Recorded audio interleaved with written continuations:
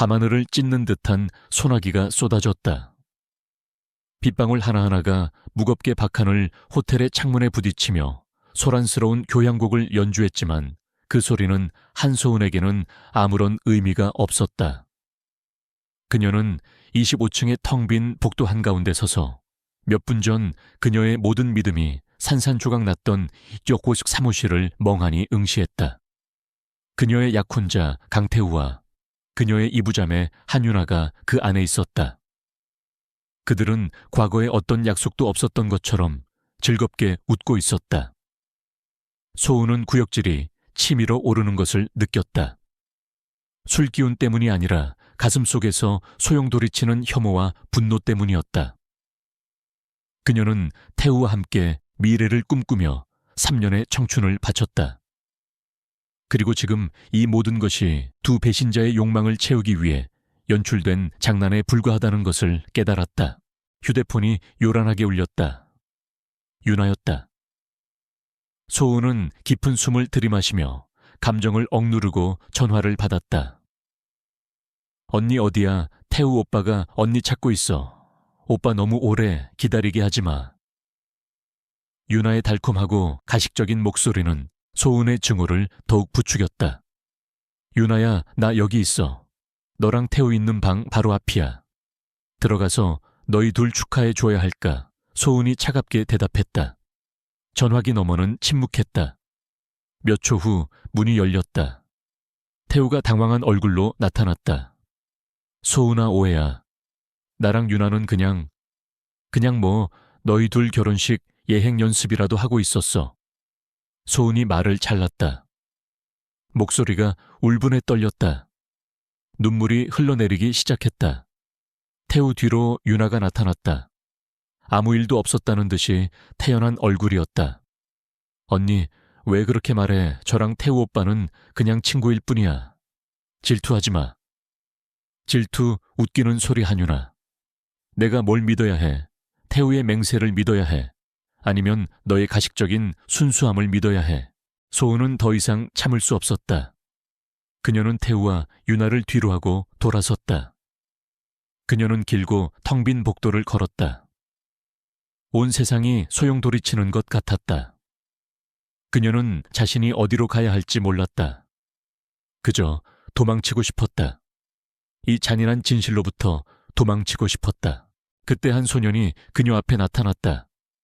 5살이나 6살쯤 되어 보이는 소년이었다. 커다랗고 반짝이는 눈은 별 같았다. 마미. 소년이 그녀를 불렀다. 소은은 멍하니 서 있었다. 아가, 사람 잘못 봤어. 아줌마는 너희 엄마가 아니야. 아니, 잘못 보지 않았어요. 당신은 제 마미가 맞아요. 소년은 단호하게 말했다. 소은은 당황했다. 그녀는 이 소년을 만난 적이 없었다. 이런 상황에서 낯선 소년이 자신을 엄마라고 부르는 것을 누가 믿을 수 있을까? 이봐 꼬마야, 내 부모님이 어디 있는지, 아니, 아줌마가 데려다 줄게. 마미, 제 데디는 서민준이에요. 천성그룹의 대표님이요. 데디가 곧 위험에 처할 거예요. 마미가 데디를 구해야 해요. 소년은 진지하게 말했다. 마치 동화를 이야기하는 것처럼. 소은은 웃음을 터뜨렸다. 꼬마야, 장난치지 마. 아줌마는 나 엄마가 아니고 서민준이라는 사람도 몰라. 소년은 아무 말 없이 소은을 쳐다보았다. 커다랗고 검은 눈이 소은에게 낯설면서도 묘한 친숙함을 느끼게 했다. 마미, 저한테 비밀이 있어요. 저는 시간 여행자예요. 마미랑 데디를 구하려고 미래에서 왔어요. 소년이 속삭였다. 소은은 미간을 찌푸렸다. 꼬마야, 동화책 그만 읽어. 아줌마는 안 믿어. 마미, 제발 저를 믿어주세요. 안 그러면 우리 둘 다 죽을 거예요. 소년은 진지하게 말했고 목소리가 떨렸다. 소은은 소년의 눈을 들여다보았다. 그녀는 그 안에서 엄청난 두려움을 보았다. 왜인지 모르지만 소은은 소년이 거짓말을 하고 있지 않다고 느꼈다. 그녀는 몸을 숙여 소년을 안아주었다. 알았어, 꼬마야. 아줌마가 믿을게. 내 이름이 뭐니? 지호. 제 이름은 지호예요. 지호야, 이제 우리는 어떻게 해야 할까? 우리는 데디를 찾으러 가야 해요. 데디가 위험에 처했어요. 지호는 소은을 복도 끝에 있는 방으로 이끌었다. 데디가 저 안에 있어요. 마미가 들어가서 데디를 구해야 해요. 소은은 망설였다. 그녀는 문제에 휘말리고 싶지 않았다. 지호야, 혹시 잘못한 거 아닐까? 아줌마가 어떻게 남의 방에 함부로 들어가? 마미, 잘못한 거 아니에요. 데디는 독에 중독됐어요. 마미가 데디를 구하지 않으면 데디는 죽어요. 지호가 절망적으로 말했다. 소은은 지호의 눈을 보았다. 그녀는 그 안에서 진실을 보았다. 그녀는 깊은 숨을 들이마시고 문을 두드렸다. 문이 열렸다. 크고 잘생긴 남자가 그녀 앞에 서 있었다. 그는 놀란 표정으로 그녀를 보았다. 소은은 아무 말 없이 방으로 들어섰다. 무슨 일로 오셨습니까? 남자가 물었다. 당신 괜찮으세요? 소은이 더듬거리며 물었다. 네, 괜찮습니다. 무슨 일이신지. 제가 당신이 안 좋아 보여서요. 당신은 누군데 내 방에 들어왔습니까? 저는 그냥 마미 데디가 머리 아파해요. 마미가 데디를 도와야 해요. 지호가 뛰어들어와 남자의 다리를 껴안았다. 남자는 지호를 보고 다시 소은을 보았다. 그는 매우 혼란스러워 보였다. 이 아이가 당신 아들입니까? 그가 소은에게 물었다. 소은은 어떻게 대답해야 할지 몰랐다. 그녀는 고개를 저었다. 아니에요. 저는 데디, 이 여자가 제 맘이에요. 데디는 마미를 잘 대해줘야 해요. 지호가 순진하게 말했다.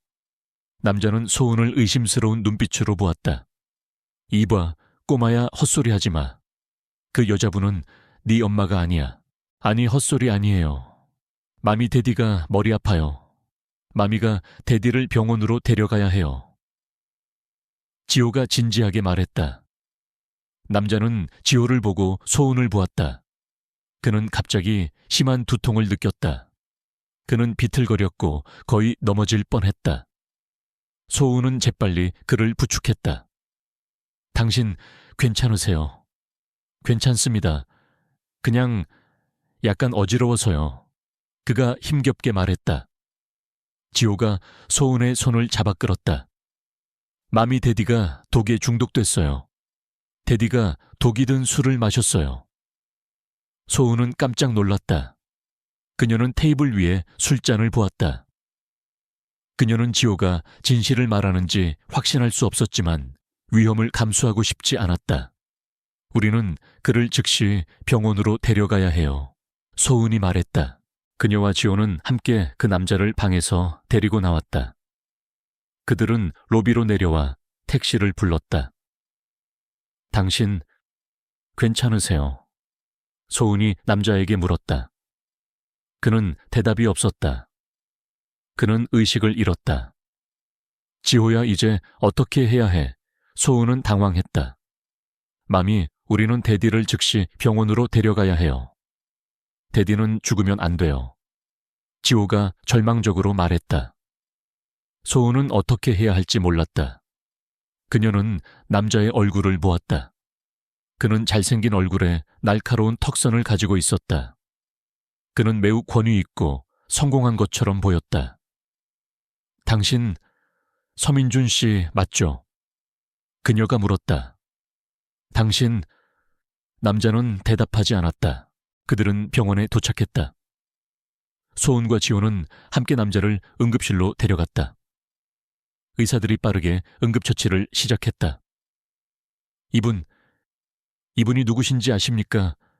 한 간호사가 소은에게 물었다. 저는 몰라요. 소은이 말했다.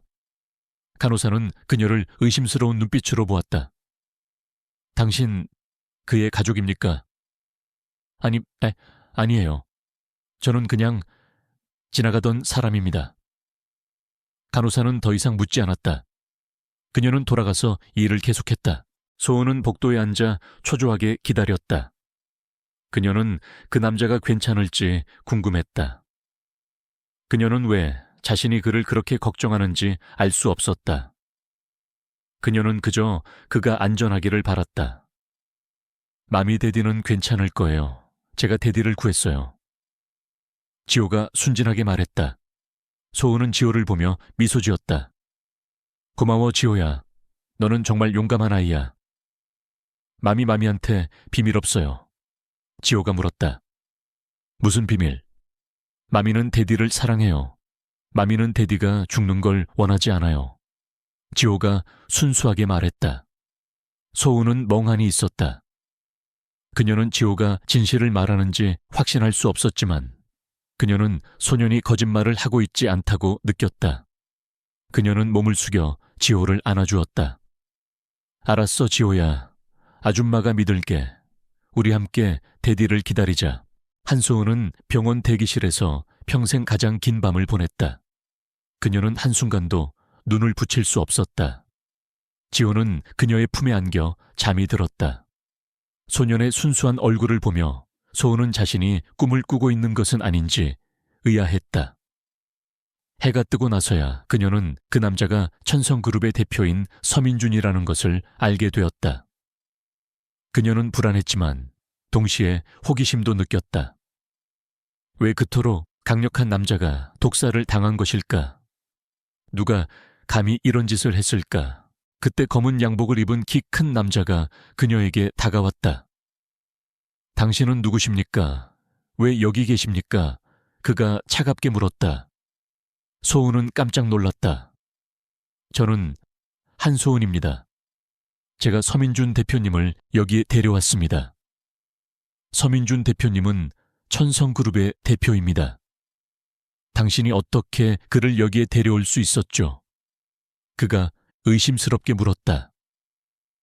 저는 그냥 지나가던 사람입니다. 그가 쓰러지는 것을 보고 도왔을 뿐입니다. 소은이 더듬거리며 말했다. 그는 독살당했습니다. 무슨 일이 있었는지 아십니까? 그가 차갑게 물었다. 저는 모릅니다. 저는 그가 쓰러지는 것을 보았을 뿐입니다. 저는 드릴 말씀이 없습니다. 소은이 말했다. 그 남자는 그녀를 의심스러운 눈빛으로 보았다. 저는 서민준 대표님의 비서실장 김현우입니다. 이 사건을 조사할 것입니다. 소은은 고개를 끄덕였다. 저는 이제 가봐야 합니다. 면접이 있습니다. 무슨 면접입니까? 천성그룹 면접입니다.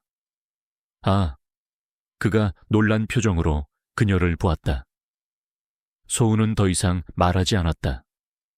그녀는 고개를 숙여 인사하고 떠났다. 병원을 나선 후 소은은 천성그룹 본사로 향했다. 그녀는 매우 긴장했다. 그녀는 이 면접을 위해 많은 준비를 했다. 그녀는 천성그룹에 대한 모든 정보를 외웠다. 완벽한 프레젠테이션을 준비했다. 그녀는 이 면접에 합격하여 안정된 직장을 얻고 새로운 삶을 시작하고 지난밤의 악몽을 잊고 싶었다. 면접장에 들어섰을 때 그녀는 익숙한 얼굴을 보았다. 유나야, 네가 여기 왜 있어? 소은이 더듬거리며 물었다. 어머 언니, 언니도 여기 면접 보러 왔구나. 정말 놀라운 우연이네. 유나가 비꼬는 듯이 말했다. 너도 여기 면접 보는 거야. 그래, 난 명문대를 졸업했어. 난 이곳에서 일할 자격이 충분해. 유나가 오만하게 말했다. 너는 강태우에게도 그렇게 말했지. 소은이 차갑게 말했다. 어머 소은아, 그 얘기는 이제 그만해. 그는 이미 너를 버렸어. 현실을 받아들여. 유나가 잔인하게 말했다. 소은은 더 이상 말하지 않았다. 그녀는 윤에게 아무것도 말할 필요가 없다는 것을 알았다. 그녀는 이 면접에 합격하여 자신이 실패자가 아니라는 것을 증명하고 싶었다. 그녀는 면접장으로 들어가 자리에 앉았다. 한소은 씨, 프레젠테이션을 시작하세요. 면접관이 말했다. 소우는 깊은 숨을 들이마시고 시작했다. 안녕하세요. 저는 한소은입니다. 저는 명문대를 졸업했습니다.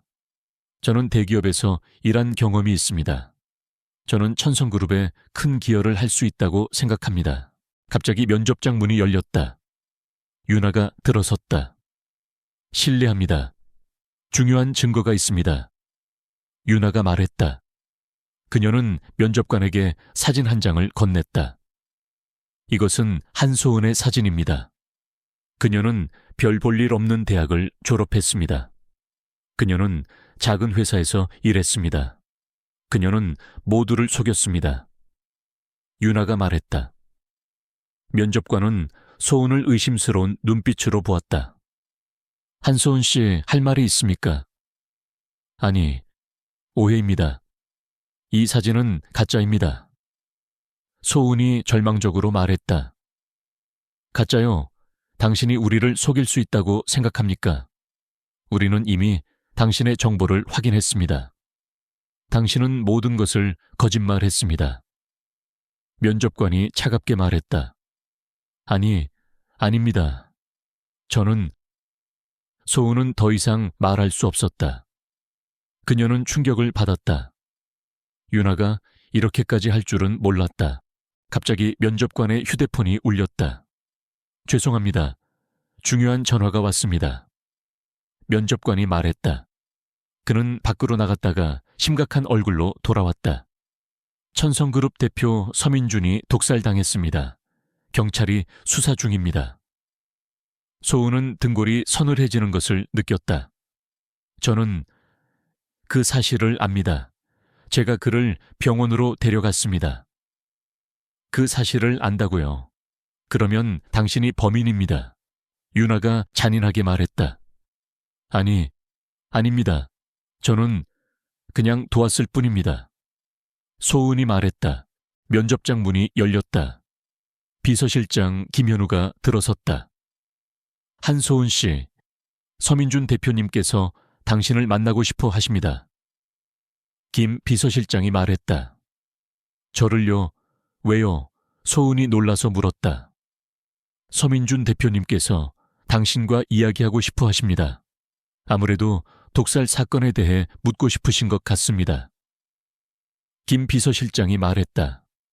소은은 어떻게 해야 할지 몰랐다. 그녀는 유나를 절망적인 눈빛으로 보았다. 아니, 제가 아니에요. 언니, 저를 믿어야 해요. 유나는 더 이상 말하지 않았다. 그녀는 돌아섰다. 소은은 김 비서실장을 따라 서민준의 사무실로 갔다. 방은 매우 넓었고 도시 전체가 내려다 보이는 창문이 있었다. 서민준은 의자에 앉아 지친 표정을 짓고 있었다. 한소은 씨, 저를 구해줘서 고맙습니다. 그가 말했다. 아니, 괜찮습니다. 저는 그냥 도왔을 뿐입니다. 소은이 더듬거리며 말했다. 한 가지 묻고 싶은 것이 있습니다. 저를 독살한 사람이 누군지 아십니까? 그가 차갑게 물었다. 저는 모릅니다. 저는 당신이 쓰러지는 것을 보았을 뿐입니다. 소은이 말했다. 서민준은 그녀를 의심스러운 눈빛으로 보았다. 당신은 비밀이 있습니다. 저는 그것을 압니다. 당신은 저에게 말하고 싶지 않은 것이죠. 저는 비밀이 없습니다. 저는 그냥 평범한 사람입니다. 소은이 말했다. 평범한 사람은 천성그룹 대표를 병원으로 데려오지 않고 자신을 맘이라고 부르는 소년을 데리고 다니지 않습니다. 서민준이 차갑게 말했다. 소은은 깜짝 놀랐다. 당신은 그것을 어떻게 알았죠? 네, 압니다. 그가 말했다. 소은은 더 이상 말하지 않았다. 그녀는 더 이상 숨길 것이 없다는 것을 알았다. 서민준은 자리에서 일어나 그녀에게 다가왔다. 저는 당신이 누구인지, 당신에게 어떤 비밀이 있는지 모릅니다. 하지만 저는 알아낼 것입니다. 그리고 저를 독살한 사람이 누구인지도 알아낼 것입니다. 그가 말했다. 소우는 등골이 서늘해지는 것을 느꼈다. 그녀는 서민준이 위험한 사람이라는 것을 알았다. 그녀는 그에게서 도망칠 수 없다는 것을 알았다. 저는 죄송합니다. 소은이 말했다.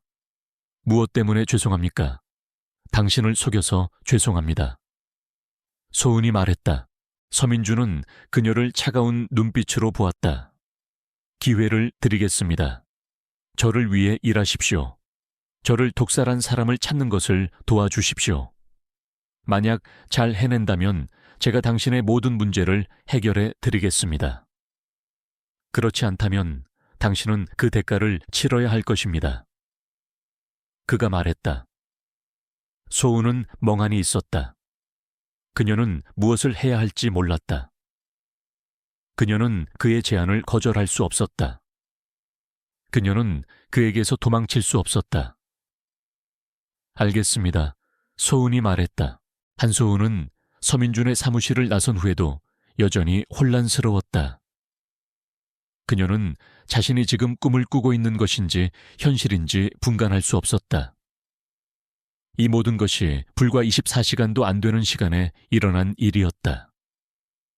사랑하는 약혼자의 배신, 이부자매의 잔인한 모략, 그리고 낯선 소년의 등장 마지막으로 천성그룹의 대표인 서민준과의 기묘한 거래까지. 그녀의 삶은 마치 거대한 회오리 바람에 휩쓸린 듯 산산이 부서지고 있었다. 엘리베이터를 타고 내려오면서 그녀는 한유나와 마주쳤다. 유나는 그녀를 향해 비웃는 듯한 미소를 지으며 다가왔다. 언니, 서민준 대표님과 무슨 얘기했어? 네가 그를 독살하려고 했다는 걸 다 얘기했어? 아니면 너와 그 아이에 대해 말했어? 유나의 목소리에는 승리감과 조롱이 뒤섞여 있었다. 소은은 유나의 뻔뻔함에 치를 떨었다. 한유나, 네가 무슨 짓을 했는지 다 알고 있어. 너와 강태우가 나를 속인 것도, 그리고 지금 이 모든 일을 꾸민 것도. 증거 있어. 증거 없으면 함부로 짓거리지 마. 내가 그랬다는 증거는 어디에도 없어. 유나가 비웃었다. 곧 알게 될 거야. 내가 널 끌어내릴 거야. 소은이 단호하게 말했다. 유나는 잠시 놀란 표정을 지었지만 이내 다시 비웃었다. 좋아, 언니. 어디 한번 해봐. 언니는 항상 입만 살았지. 언제나 내 발밑에 기어다녔잖아.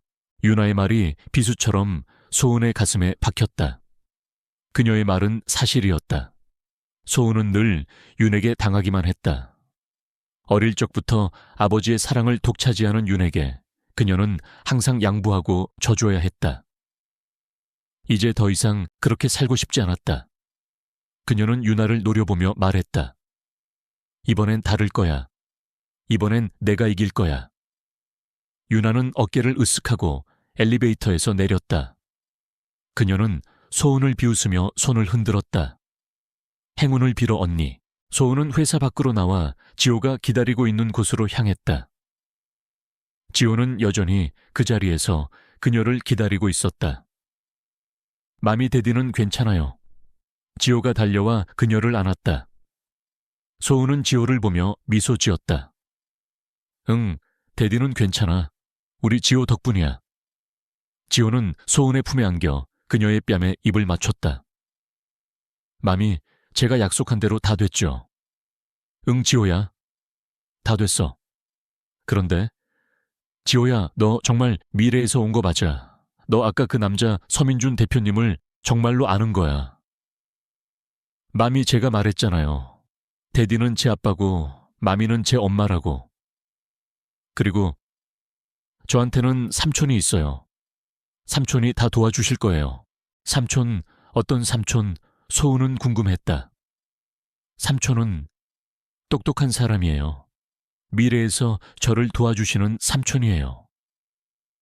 지호가 신비롭게 말했다. 소은은 지호의 말을 완전히 믿을 수 없었지만 지호가 말한 모든 것이 현실이 되고 있다는 것을 인정해야 했다. 그녀는 지호의 손을 잡고 집으로 향했다. 집에 돌아온 소은은 지호와 함께 저녁을 먹고 지호를 재웠다. 지호는 잠들기 전에도 그녀에게 계속해서 서민준에 대한 이야기를 했다. 그가 좋아하는 음식, 싫어하는 것, 그의 습관들. 소은은 지호의 말을 들으며 묘한 감정을 느꼈다. 그녀는 서민준에 대해 아무것도 몰랐지만 지호의 말을 통해 그가 어떤 사람인지 조금씩 알아가게 되었다. 다음 날 아침 소은은 지호와 함께 집을 나섰다. 그녀는 서민준에게서 전화가 오기를 기다렸다. 전화가 울렸다. 여보세요. 한소은 씨, 지금 어디에 있습니까? 서민준의 목소리였다. 저는 집입니다. 천성그룹 본사로 오십시오. 오늘부터 저와 함께 일하게 될 겁니다. 하지만 제가 무슨 일을 해야 하는 거죠? 와서 보면 알 겁니다. 서민준은 전화를 끊었다. 소은은 지호의 손을 잡고 천성그룹 본사로 향했다. 천성그룹 본사에 도착한 소은은 비서실장 김현우의 안내를 받아 서민준의 사무실로 향했다. 사무실 문이 열리고 서민준이 그녀를 기다리고 있었다. 이제부터 당신은 제 비서가 될 겁니다. 제 개인적인 비서요. 서민준이 말했다. 소은은 놀랐다. 그녀는 그가 이런 제안을 할 줄은 몰랐다. 하지만 저는 비서 경험이 없습니다. 당신은 저를 독살하려 한 사람을 찾아야 합니다. 그리고 당신의 아들 지호의 정체도 밝혀야 합니다. 당신은 저에게 비밀이 많습니다. 저는 그 비밀을 알고 싶습니다. 서민준이 차갑게 말했다. 그럼 제가 뭘 해야 하죠? 소은이 물었다. 먼저 그날 밤 당신이 가지고 있던 소지품들을 모두 가져오십시오. 특히 그 목걸이요. 그리고 그날 밤 당신이 만났던 사람들을 모두 기억해 내십시오. 소은은 서민준의 말에 경악했다. 그 목걸이를 어떻게 하셨죠? 당신을 독살하려던 사람은 그 여자가 아니에요. 한유나라는 여자예요. 서민준의 눈빛이 차갑게 변했다. 한유나, 그날 면접장에 나타난 그 여자. 네, 맞아요. 그녀와 제 전 약혼자 강태우가 함께 꾸민 일이에요. 저를 함정에 빠뜨리려 했던 거예요. 그리고 그날 밤 저를 대신해서 당신을 독살하려 한 것은 그들일 가능성이 높아요. 소은이 말했다. 서민준은 소은의 말을 들으며 깊은 생각에 잠겼다. 그는 이미 강태우와 한유나를 의심하고 있었지만 소은의 확신에 참말에 더욱 확신을 얻게 되었다. 조하, 당신의 말을 믿겠습니다. 이제부터 당신은 저와 함께 일하게 될 겁니다. 모든 행동을 저에게 보고해야 합니다. 그리고 지호를 데리고 오십시오. 저는 그 아이와 이야기하고 싶습니다. 서민준이 말했다. 소은은 놀랐다. 그녀는 그가 지호를 믿을 줄은 몰랐다. 그녀는 고개를 끄덕였다. 알겠습니다. 며칠 후 소은은 지호와 함께 서민준의 집으로 향했다. 서민준의 집은 거대하고 웅장했다. 그곳은 마치 동화 속 왕자의 성 같았다. 지호는 집 안을 뛰어다니며 신기해했다. 맘이 여기 너무 좋아요. 데디 집은 정말 멋있네요. 서민준은 지호의 순진한 모습에 미소를 지었다. 그는 지호가 자신을 아빠라고 부르는 것이 아직 어색했지만 왠지 모르게 끌리는 것을 느꼈다. 서민준은 지호와 함께 앉아 이야기를 나누었다. 지호야, 너 정말 미래에서 왔니? 서민준이 물었다. 지호는 고개를 끄덕였다. 네, 데디. 저는 미래에서 왔어요. 저는 맘이랑 데디를 구하려고 왔어요. 서민준은 지호의 말을 듣고 놀라지 않았다. 그는 이미 지호의 DNA 검사 결과를 확인했다. 지호는 그의 아들이었다. 그 사실을 믿을 수 없었지만 증거는 명확했다. 지호야, 네가 말한 그 삼촌은 누구니 너를 도와주는 사람이 누구인지 말해줄 수 있니? 서민준이 물었다. 지호는 고개를 저었다. 안 돼요, 데디. 삼촌은 비밀이에요. 삼촌이 저를 도와주신다고 했어요. 삼촌이 있으면 모든 것이 해결될 거예요. 서민주는 지호의 말에 답답함을 느꼈지만 더 이상 묻지 않았다. 그는 지호의 말을 믿었다. 그는 지호가 어떤 비밀을 숨기고 있는지, 그리고 그 비밀이 자신에게 어떤 영향을 미칠지 알지 못했다. 하지만 그는 지호와 소은을 믿었다. 그들은 그에게 진실을 말하고 있었다. 그는 그들을 믿기로 결정했다. 한편 한윤아는 서민준이 소은을 비서로 고용한 것을 알고 분노했다. 그녀는 강태우에게 전화를 걸어 소리쳤다. 강태우, 당신 도대체 뭘 한 거야? 서민준이 한소은을 비서로 고용했어. 이제 어떻게 할 거야? 진정해, 윤아야. 내가 다 알아서 할게. 서민준이 한소은을 고용한 건 그저 그 아이에 대해 알고 싶어서일 뿐이야.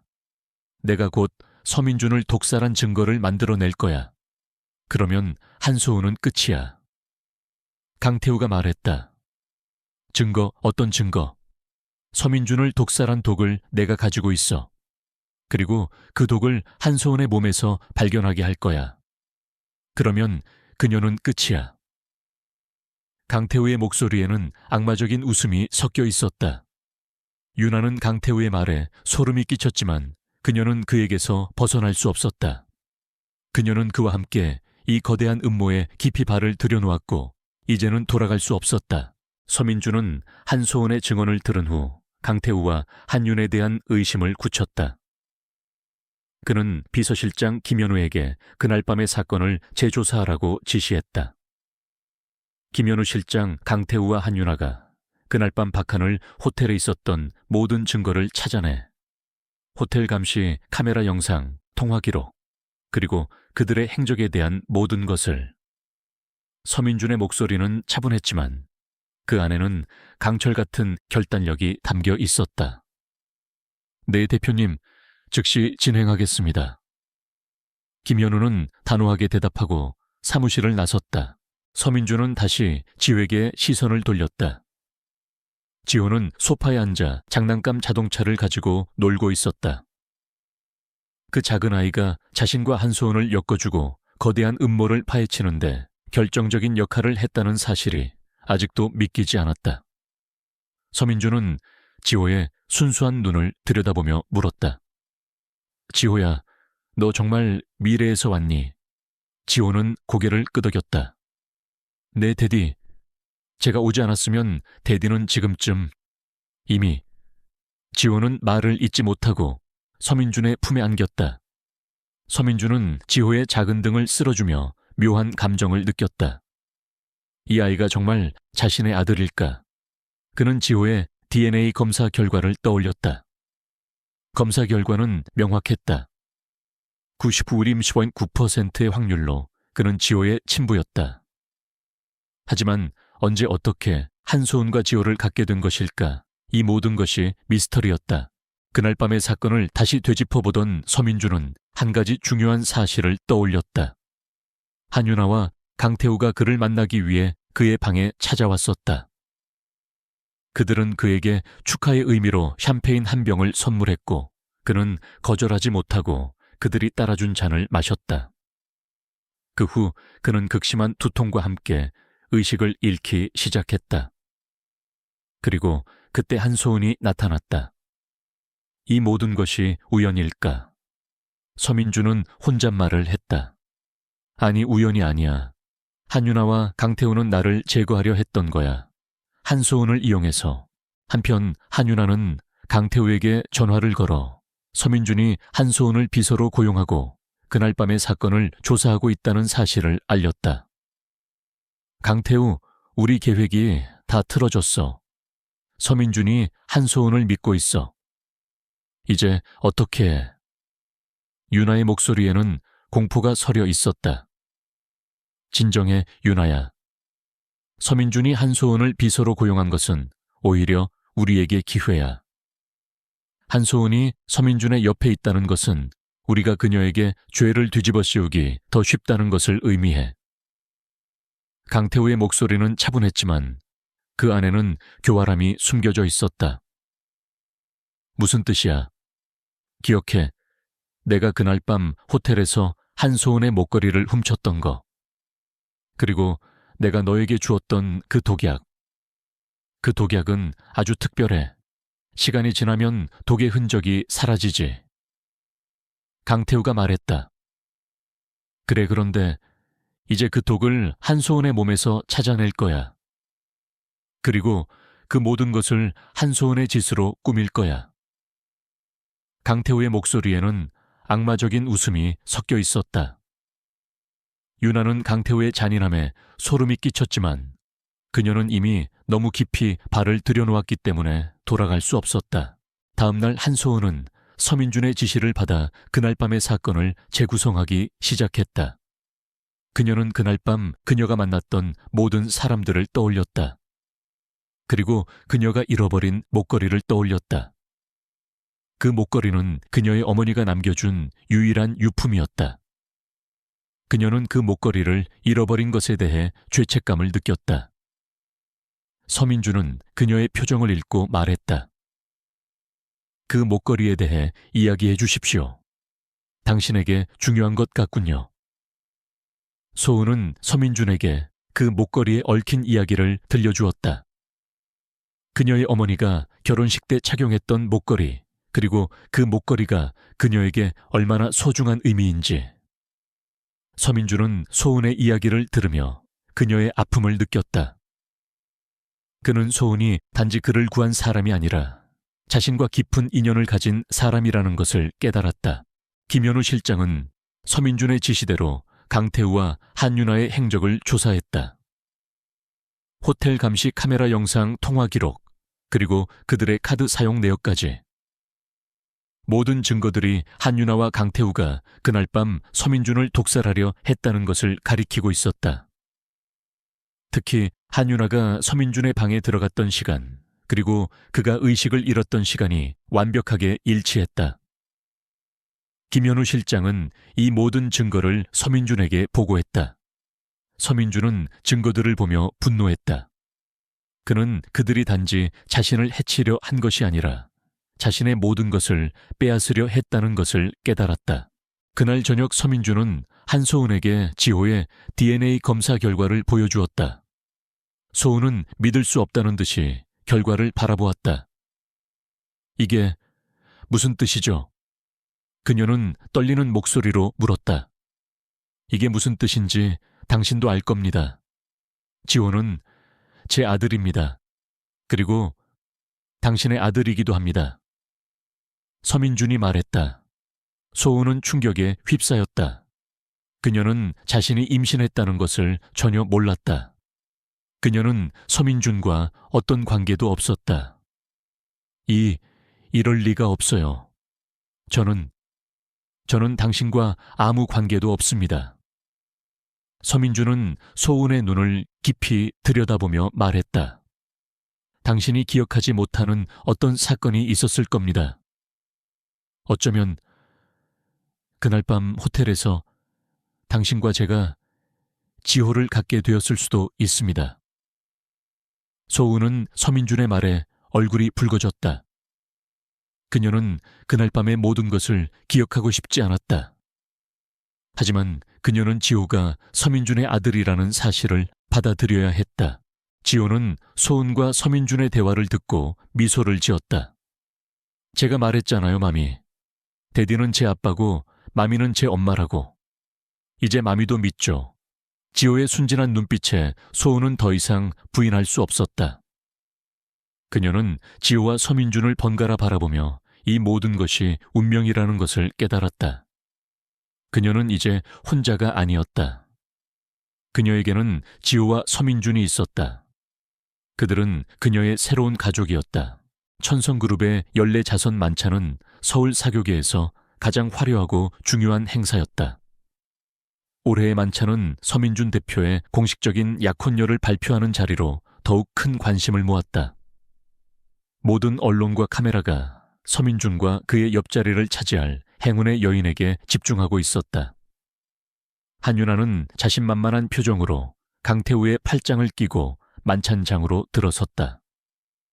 그녀는 자신이 오늘의 주인공이 될 것이라고 확신했다. 그녀의 아버지 한태식 대표는 흐뭇한 표정으로 딸을 바라보았다. 유나야, 오늘 너는 이 세상에서 가장 아름다운 신부야. 서민준 대표의 약혼녀가 되어 우리 한씨 가문의 영광을 드높이렴. 걱정 마세요, 아빠. 제가 오늘의 주인공이 될 거예요. 그리고 한소은 그 애는 절대 이곳에 발을 들여놓지 못하게 할게요. 유나는 속으로 다짐했다. 그녀는 이미 경호원들에게 소은이 만찬장에 들어서지 못하도록 지시를 내려놓았다. 그녀는 모든 것이 완벽하다고 생각했다. 그러나 그때 만찬장 입구에서 웅성거리는 소리가 들려왔다. 한소은이 지호의 손을 잡고 당당하게 걸어 들어오고 있었다. 그녀는 단순하지만 우아한 흰색 드레스를 입고 있었고 그 모습은 마치 순수한 백조 같았다. 지호는 소은의 옆에서 밝게 웃으며 손을 흔들었다. 유나의 얼굴이 새하얗게 질렸다. 어떻게 된 거야? 경호원들한테 분명히 막으라고 했는데. 강태우도 당황한 표정을 감추지 못했다. 유나야, 진정해. 아마 저 여자가 서민준 대표를 속였을 거야. 괜찮아. 우리 계획은 완벽해. 서민준은 만찬장 입구에서 한소은과 지호를 기다리고 있었다. 그가 그들에게 다가가자 모든 카메라 플래시가 그들을 향해 터졌다. 서민준은 한소은의 손을 잡고 그녀를 그의 옆자리에 세웠다. 그리고 지호를 안아들었다. 이 모습은 모두에게 충격을 안겨주었다. 서민준이 공식적인 약혼녀를 발표하는 자리에서 그는 한소은과 낯선 아이를 데리고 있었다. 만찬이 시작되고 서민준은 마이크를 잡았다. 오늘 이 자리에서 제 약혼녀를 여러분께 소개합니다. 그의 말에 모든 사람들의 시선이 한윤에게 향했다. 그러나 서민준은 한윤아를 지나쳐 한소은에게 시선을 돌렸다. 제 약혼녀는 바로 한소은 씨입니다. 이 말에 만찬장은 순식간에 술렁거렸다. 한윤아는 충격에 휩싸여 할 말을 잃었다. 강태호는 유나의 팔을 붙잡고 속삭였다. 유나야, 진정해. 이건 서민준의 농간이야. 괜찮아. 그러나 서민준의 발표는 여기서 끝나지 않았다. 그리고 제 옆에 있는 이 아이는 제 아들 지호입니다. 서민준의 말에 만찬장은 다시 한번 술렁거렸다. 사람들은 서민준에게 숨겨진 아들이 있었다는 사실에 경악했다. 한윤아는 분노에 휩싸여 자리에서 벌떡 일어났다. 서민준 대표님, 당신은 지금 농담을 하고 계시는군요. 이 여자는 제 언니입니다. 그녀는 남자친구도 없고 결혼도 하지 않았습니다. 그리고 이 아이는 그녀가 누군지 모를 남자와 낳은 사생아입니다. 유나가 소리쳤다. 그녀의 목소리는 만찬장 전체에 울려 퍼졌다. 모든 사람들의 시선이 한소은에게 향했다. 소은은 유나의 비난에 흔들리지 않았다. 그녀는 당당하게 마이크를 잡았다. 한윤아, 내 남자친구, 내가 누구와 결혼했는지 모른다고 네가 나를 속여서 내 인생을 망쳤다는 사실은 잊었나 본데. 소은의 목소리는 차분했지만 그 안에는 강한 분노가 서려 있었다. 서민준 대표님, 이 여자는 제 언니입니다. 당신은 속고 있습니다. 그녀는 저를 질투해서 당신과 저를 갈라놓으려는 것입니다. 유나가 소리쳤다. 질투, 네가 내게 어떤 것을 뺏었기에 내가 널 질투한다는 거야. 소은이 물었다. 내가 뭘 빼서 나는 너에게서 아무것도 뺏지 않았어. 유나가 소리쳤다. 소은은 비웃었다. 네가 뺏은 것, 너는 내 약혼자, 내 인생, 내 모든 것을 뺏었지.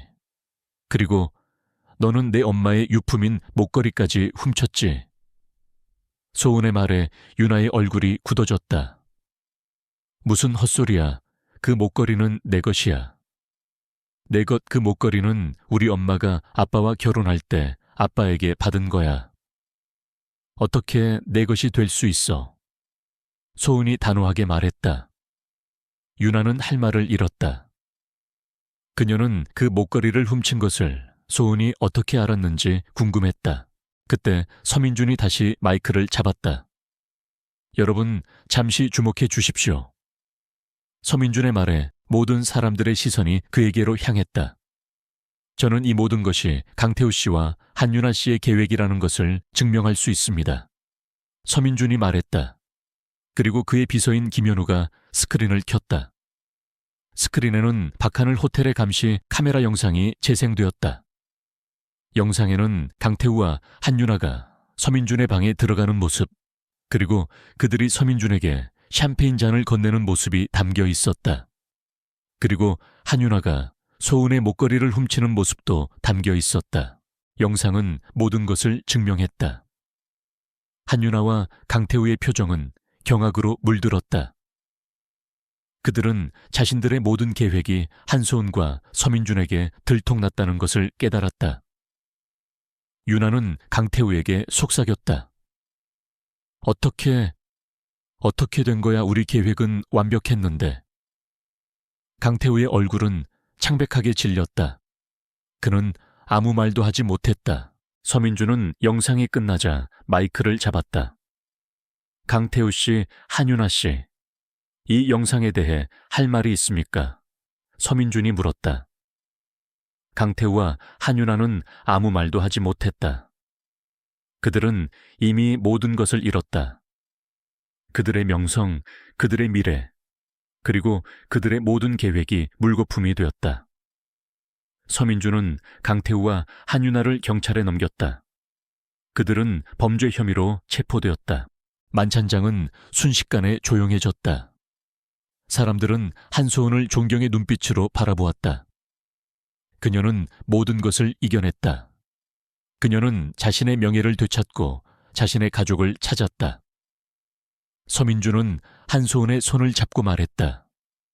이제 모든 것이 끝났습니다. 이제 우리는 함께 새로운 삶을 시작할 수 있습니다. 소은은 서민준의 따뜻한 말에 눈물을 흘렸다.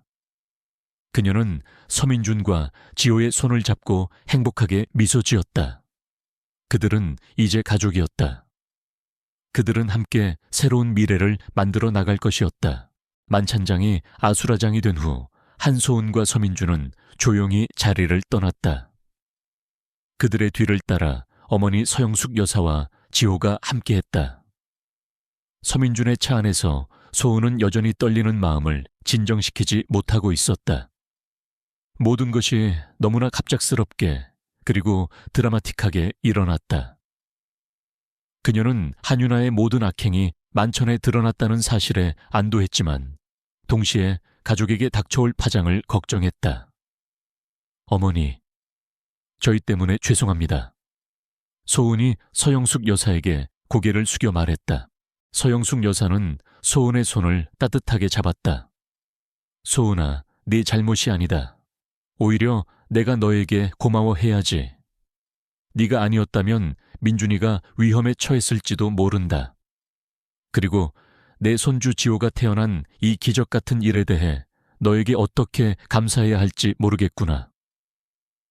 서영숙 여사의 진심 어린 말에 소은의 눈가가 촉촉해졌다. 지호는 서민준의 품에 안겨 잠들어 있었다. 서민준은 지호의 머리를 부드럽게 쓰다듬으며 소은을 바라보았다. 그의 눈빛에는 깊은 감정이 담겨 있었다. 소은아, 이제 모든 것이 끝났어. 이제 우리는 함께 새로운 삶을 시작할 수 있어. 그의 목소리는 차분했지만 그 안에는 굳건한 믿음이 담겨 있었다. 그들이 서민준의 저택에 도착했을 때 그들을 기다리고 있던 것은 한윤아의 아버지, 즉 한소은의 아버지인 한태식 대표였다. 그는 분노에 찬 얼굴로 서 있었다. 한소은, 너는 도대체 무슨 짓을 한 거야? 너 때문에 우리 한씨 가문이 망신을 당했어. 네가 어떻게 감히 서민준 대표의 약혼녀가 될 수 있어? 너는 그럴 자격이 없어.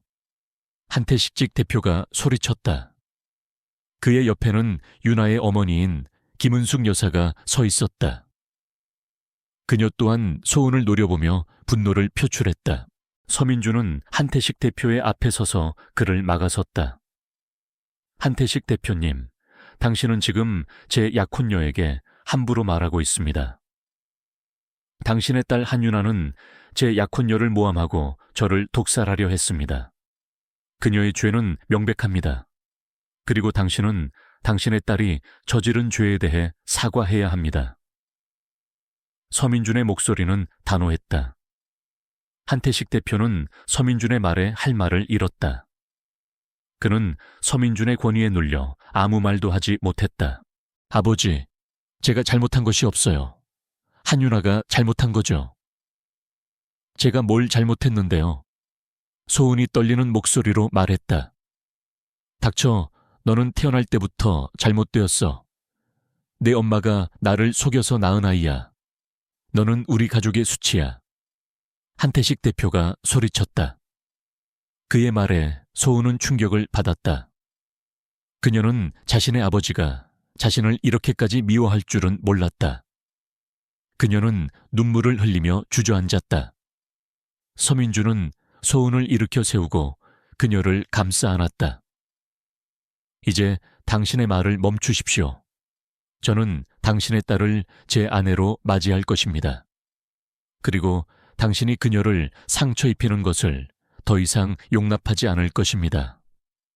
서민준이 단호하게 말했다. 한태식 대표는 서민준의 말에 더 이상 반박하지 못하고 돌아섰다. 한태식 대표와 김은숙 여사가 떠난 후 소은은 서민준의 품에 안겨 계속 울었다. 서민준은 그녀의 머리를 부드럽게 쓰다듬으며 그녀를 위로했다. 괜찮아, 소은아. 이제 괜찮아. 너는 더 이상 혼자가 아니야. 나 지호 그리고 우리 엄마가 너의 가족이 되어줄게. 서민준의 따뜻한 말에 소은은 더욱 서럽게 울었다. 그녀는 평생을 기다려온 따뜻함이었다. 그날 밤 서민준은 김현우 실장으로부터 충격적인 보고를 받았다. 강태우와 한윤아의 배후에 거대한 세력이 있다는 것이었다. 대표님 강태우의 뒤에는 그의 삼촌 강진우 회장이 있습니다. 그는 우리 천성그룹의 오랜 경쟁 상대인 대항그룹의 회장입니다. 그는 강태우를 이용하여 대표님을 제거하고 천성그룹을 빼앗으려 했습니다. 김현우 실장이 말했다. 서민주는 강진우의 이름을 듣고 분노했다. 강진우는 그의 아버지와도 오랜 경쟁 관계였다. 서민주는 강진우가 자신의 아버지에게 앙심을 품고 자신에게 복수하려 했다는 것을 깨달았다. 그리고 지호의 DNA 검사 결과가 다시 확인되었습니다. 지호는 대표님과 한소은 씨의 아들입니다. 하지만 지호의 DNA에는 일반인과는 다른 특별한 유전자가 발견되었습니다. 이 유전자는 미래에서 온 아이들에게서 발견되는 유전자입니다. 김현우 실장이 말했다. 서민주는 김현우 실장의 말에 놀랐다. 그는 지호가 정말 미래에서 온 아이일 수도 있다는 것을 깨달았다. 서민주는 소은에게 이 모든 것을 이야기했다. 소은은 지호가 미래에서 온 아이일 수도 있다는 사실에 충격을 받았다. 그럼 우리 지호는 정말로 미래에서 온 아이인가요? 소은이 떨리는 목소리로 물었다. 아마도. 그리고 지호는 우리가 미래를 바꿀 수 있도록 도와줄 겁니다. 서민준이 말했다. 소은은 지호의 손을 잡고 그를 바라보았다. 지호는 평화롭게 잠들어 있었다. 그녀는 지호의 존재가 기적이라는 것을 깨달았다. 그리고 그녀는 지호와 서민준을 지키기 위해 강해져야 한다는 것을 깨달았다. 그녀는 이제 더 이상 약한 여자가 아니었다.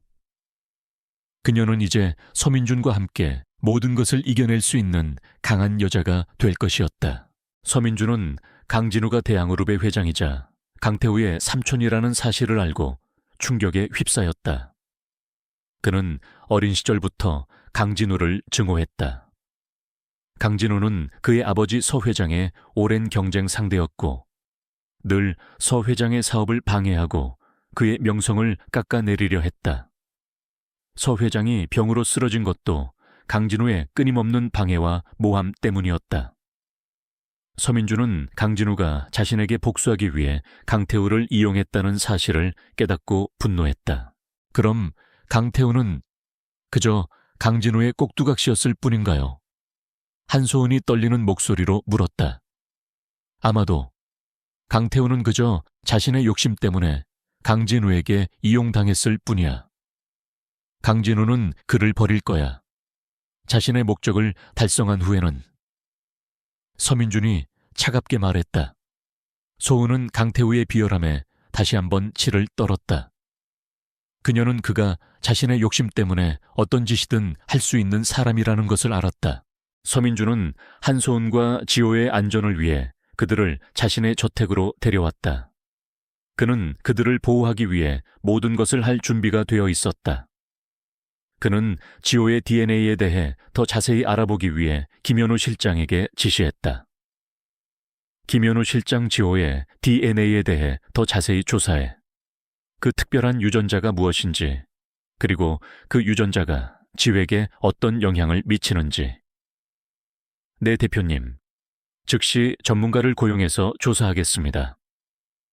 김현우 실장이 말했다. 며칠 후 김현우 실장은 서민준에게 한 통의 전화를 걸었다. 대표님 지호의 DNA에 대해 놀라운 사실을 발견했습니다. 지호의 DNA는 인류가 아직 발견하지 못한 특별한 유전자를 가지고 있습니다.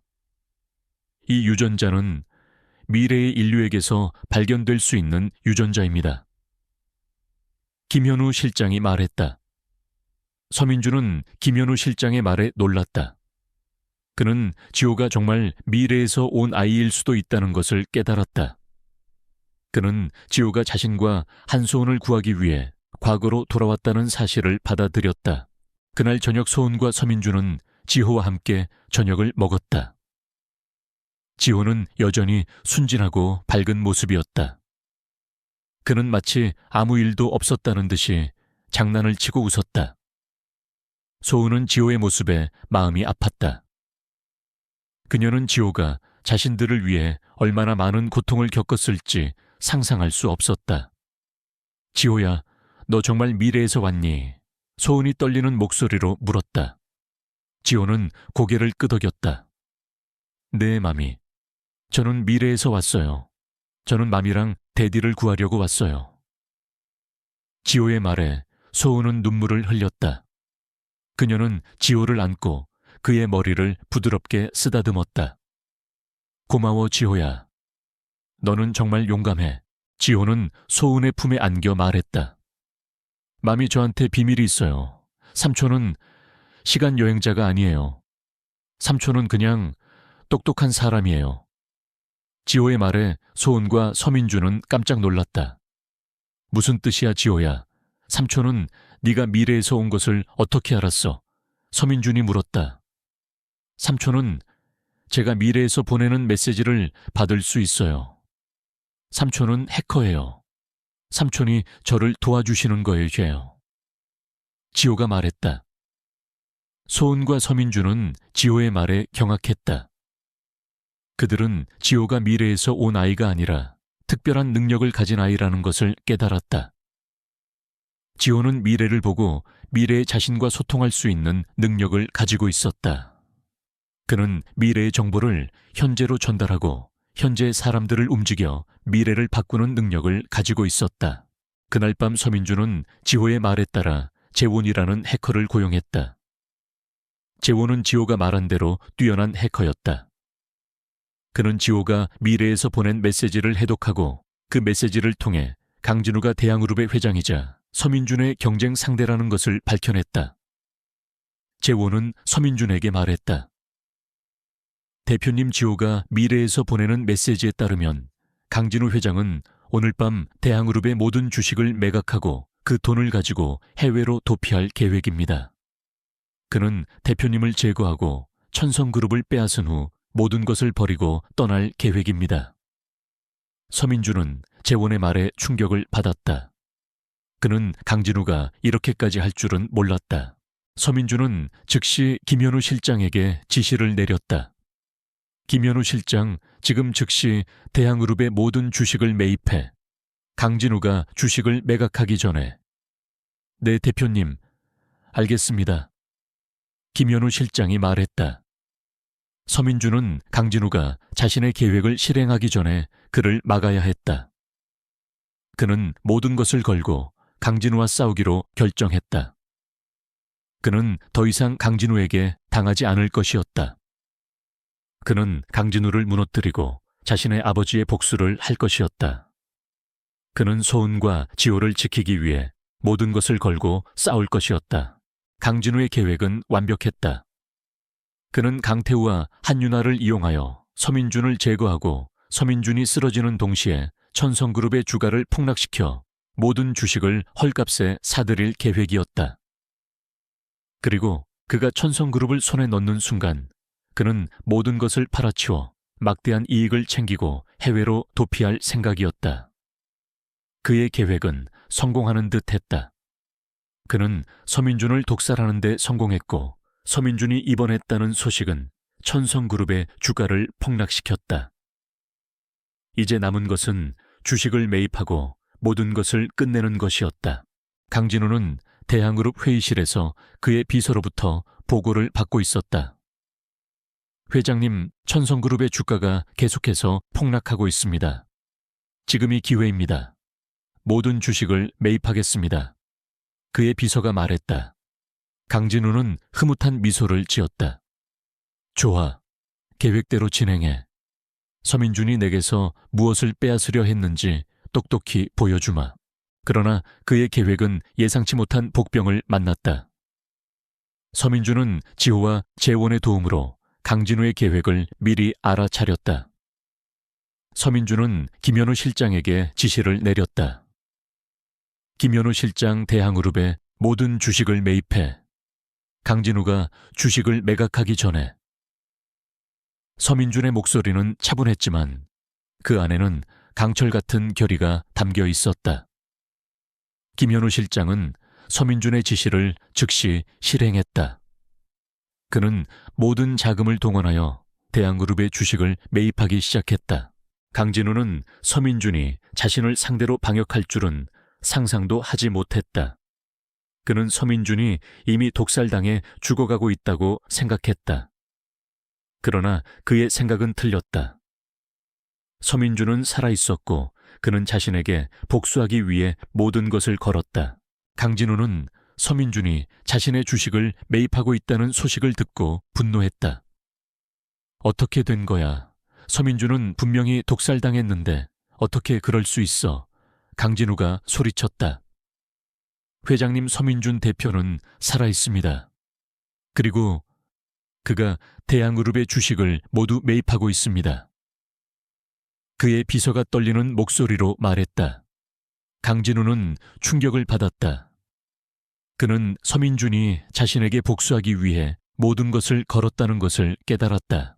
서민준은 강진우가 주식을 매입하기 전에 대항그룹의 모든 주식을 매입하는 데 성공했다. 그는 대항그룹의 최대 주주가 되었고 강진우를 대항그룹 회장직에서 해임했다. 강진우는 자신의 모든 것을 잃었다. 그는 서민준의 발밑에 무릎을 꿇고 애원했다. 서민준 대표님, 제발 한 번만 용서해 주십시오. 제가 잘못했습니다. 제발 저를 살려주십시오. 서민준은 강진우를 차갑게 내려다보았다. 강진우 회장님, 당신은 이미 모든 것을 잃었습니다. 당신은 당신의 탐욕 때문에 모든 것을 잃었습니다. 이제 당신은 당신이 한 일에 대해 책임을 져야 합니다. 서민준이 단호하게 말했다. 강진우는 서민준의 말에 절망했다. 그는 모든 것을 잃었다. 그의 명성, 그의 재산, 그리고 그의 모든 것을. 한편 강태우와 한윤아는 감옥에 갇혔다. 그들은 서민준을 독살하려 한 혐의, 그리고 한소은을 모함하려 한 혐의로 기소되었다. 강태우는 윤에게 소리쳤다. 한윤아, 네가 나를 속였어. 네가 내게 거짓말을 했어. 네가 나를 망쳤어. 윤아는 강태우의 비난에 눈물을 흘렸다. 아니야, 내가 뭘 잘못했는데 너도 나를 이용했잖아. 너도 내 재산을 원했잖아. 유나가 소리쳤다. 그들은 서로를 비난하며 싸웠다. 그들은 그들이 서로를 이용했다는 것을, 그리고 그들의 욕심 때문에 모든 것을 잃었다는 것을 깨달았다. 한소은은 서민준의 승리에 기뻐했다. 그녀는 서민준이 자신을 위해 얼마나 많은 노력을 했는지 알았다. 그녀는 서민준에게 감동했다. 그녀는 서민준에게 다가가 말했다. 서민준 대표님, 감사합니다. 당신이 아니었으면 저는 모든 것을 잃었을 것입니다. 서민준은 소은의 손을 잡고 말했다. 소은아, 너는 혼자가 아니야. 나는 너와 함께 모든 것을 이겨낼 거야. 소은은 서민준의 따뜻한 말에 눈물을 흘렸다. 그녀는 그를 사랑했다. 그녀는 그가 자신의 운명이라는 것을 깨달았다. 지호는 소은과 서민준의 모습을 보며 미소 지었다. 제가 말했잖아요, 마미. 데디는 제 아빠고 마미는 제 엄마라고. 이제 마미도 믿죠. 지호의 순진한 눈빛에 소은은 더 이상 부인할 수 없었다. 그녀는 지호와 서민준을 번갈아 바라보며 이 모든 것이 운명이라는 것을 깨달았다. 그녀는 이제 혼자가 아니었다. 그녀에게는 지호와 서민준이 있었다. 그들은 그녀의 새로운 가족이었다. 모든 것이 제자리를 찾은 후 한소은과 서민준은 마침내 평온을 되찾았다. 강태우와 한윤아는 그들이 저지른 죄에 대한 대가를 치르고 있었다. 강태우는 독살 미수 모함 사기 등 여러 혐의로 징역형을 선고받았다. 한윤아는 공범으로 징역형을 선고받았고 그녀의 모든 재산은 압류되었다. 한태식 대표는 딸의 죄로 인해 모든 것을 잃었다. 그의 회사 한시그룹은 파산했고 그는 모든 사람들에게 외면당했다. 그는 소은을 찾아와 용서를 구했지만 소은은 그를 용서할 수 없었다. 그녀는 그에게서 어떤 위로도 어떤 따뜻함도 받을 수 없었다. 아버지, 저는 당신을 용서할 수 없습니다. 당신은 저에게 상처를 주었고 저를 모함했습니다. 당신은 저를 사랑하지 않았습니다. 저는 당신을 용서할 수 없습니다. 소은이 단호하게 말했다. 한태식 대표는 소은의 말에 아무 말도 하지 못하고 돌아섰다. 그는 자신의 잘못을 깨달았지만 이미 모든 것이 너무 늦었다.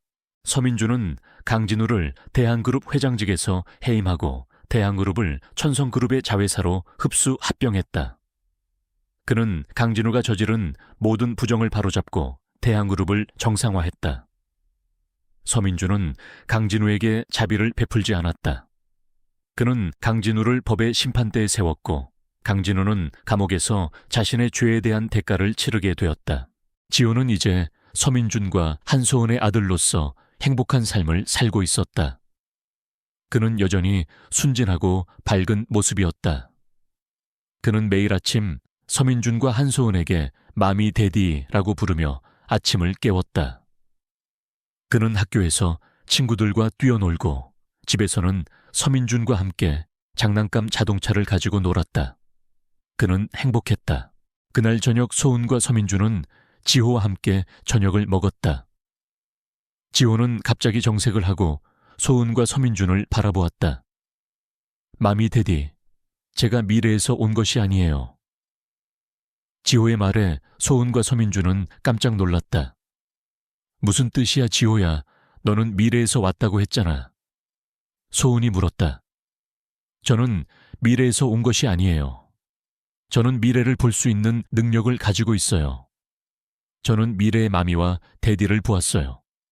그래서 저는 그들이 위험에 처했다는 것을 알았어요. 그래서 저는 마미와 데디를 구하려고 왔어요. 지호가 말했다. 소은과 서민준은 지호의 말에 경악했다. 그들은 지호가 단지 시간 여행자가 아니라 초능력을 가진 아이라는 것을 깨달았다. 그는 미래를 보고 미래를 바꿀 수 있는 능력을 가지고 있었다. 그는 자신들을 구하기 위해 미래의 정보를 현재로 전달하고 현재의 사람들을 움직여 미래를 바꾸는 능력을 가지고 있었다. 그럼 네가 미래를 바꿀 수 있는 거야? 서민준이 물었다. 네, 데디. 저는 미래를 바꿀 수 있어요. 저는 마미와 데디가 행복하게 살기를 바랐어요. 그래서 저는 마미와 데디를 만나게 했어요. 그리고 제가 원하는 대로 됐어요. 마미와 데디는 이제 함께 할 거예요. 그리고 행복하게 살 거예요. 지호가 말했다. 소은은 지호의 말에 눈물을 흘렸다. 그녀는 지호의 존재가 기적이라는 것을 깨달았다. 그리고 그녀는 지호와 서민준을 지키기 위해 강해져야 한다는 것을 깨달았다. 그녀는 이제 더 이상 약한 여자가 아니었다. 그녀는 이제 서민준과 함께 모든 것을 이겨낼 수 있는 강한 여자가 될 것이었다. 서민준은 소은의 손을 잡고 말했다. 소은아, 이제 모든 것이 끝났어. 이제 우리는 함께 새로운 삶을 시작할 수 있어. 소은은 서민준의 따뜻한 말에 고개를 끄덕였다. 그녀는 서민준과 지호를 바라보며 이 모든 것이 운명이라는 것을 깨달았다. 그녀는 이제 혼자가 아니었다. 그녀에게는 지호와 서민준이 있었다. 그들은 그녀의 새로운 가족이었다. 그들은 함께 행복한 미래를 만들어 나갈 것이었다. 모든 폭풍우가 지나간 후 한소은의 삶에는 평온하고 따스한 햇살이 찾아왔다. 그녀는 더 이상 불안과 절망에 시달리지 않았다. 그녀의 곁에는 서민준과 지호가 있었다. 그들은 그녀의 삶에 들어와 그녀의 모든 것을 채워주었다. 소은은 지호의 말에 따라 서민준의 집에서 새로운 삶을 시작했다. 서민준은 소은에게 자신의 모든 것을 주었고 지호에게는 세상에서 가장 따뜻한 아버지가 되어주었다. 며칠 후 서민준은 한소은을 위한 작은 결혼식을 준비했다. 성대한 만찬장에서 수많은 사람들의 축복을 받는 대신 그들은 가족과 가까운 친구들만 모인 작은 정원에서 조용하고 따뜻한 결혼식을 올리기로 했다. 소은은 서민준이 준비한 순백의 웨딩드레스를 입고 거울 앞에 섰다. 그녀의 얼굴에는 행복한 미소가 가득했다. 그녀의 어머니가 남긴 목걸이는 서민준이 찾아주었다. 그녀는 그 목걸이를 목에 걸고 어머니가 자신을 지켜보고 있다는 것을 느꼈다. 서민준은 하얀 턱시도를 입고 정원 한가운데에 서서 소은을 기다렸다. 지호는 작은 턱시도를 입고 서민준의 옆에 서 있었다. 그는 마치 작은 신랑 같았다. 소은은 아버지 한태식 대표에게서 어떤 축복도 받지 못했지만 그녀에게는 서민준과 지호가 있었다. 그것만으로도 충분했다. 서영숙 여사는 소은의 손을 잡고 그녀를 서민준에게 인도했다. 민준아, 우리 소은이를 부탁한다. 서영숙 여사의 말에 서민준은 고개를 끄덕였다. 어머니, 걱정 마십시오. 제가 소은이를 평생 행복하게 해주겠습니다. 결혼식이 시작되었다. 소은은 서민준에게 다가가서 그의 손을 잡았다. 서민준은 소은의 손을 잡고 그녀에게 입맞춤했다. 소은아, 너를 만난 것은 내 인생의 가장 큰 행운이야. 너와 함께라면 나는 어떤 어려움도 이겨낼 수 있어. 사랑해. 서민준의 진심 어린 말에 소은은 눈물을 흘렸다. 민준아, 나도 너를 사랑해. 그리고 우리 지호를 사랑해. 우리 함께 행복하게 살자. 그들은 결혼을 하고 행복한 가정을 꾸렸다. 소은은 자신의 디자인 회사를 설립했다. 그녀는 자신의 재능을 발휘하여 아름다운 옷들을 만들었고 그녀의 디자인은 많은 사람들에게 사랑을 받았다. 서민준은 천성그룹을 세계 최고의 기업으로 성장시켰다. 그는 항상 소은의 일을 지지하고 격려해 주었다. 지호는 그들의 사랑 속에서 건강하고 밝게 자랐다. 그는 학교에서 가장 인기 있는 아이가 되었고 그는 항상 소은과 서민준에게 힘이 되어 주었다. 몇 년 후 소은은 서민준과의 사이에서 딸을 낳았다. 그들은 딸에게 지은이라는 이름을 지어주었다. 지은은 지호처럼 밝고 사랑스러운 아이였다. 지호는 지은을 매우 사랑했고 그는 동생을 돌보는 것을 즐거워했다. 서민준과 소은은 지호와 지은을 보며 행복하게 미소 지었다. 그들은 자신들의 삶이 기적이라고 믿었다. 지호는 더 이상 미래에 대해 이야기하지 않았다. 그는 현재의 삶을 즐겼다. 그는 미래를 보았고 그 미래를 바꾸었다. 그는 자신들의 미래를 행복하게 만들었다. 그는 이제 과거의 소년이 아니라 현재의 소년이었다. 그는 이제 서민준과 소은의 아들이었고 지은의 오빠였다. 그는 자신의 가족을 사랑했다. 그는 자신의 삶을 사랑했다. 그는 행복했다. 모든 이야기는 여기서 끝난다. 한소은, 서민준, 그리고 지호. 그들은 서로를 만나 운명을 바꾸었고 그들의 삶은 영원히 행복할 것이었다.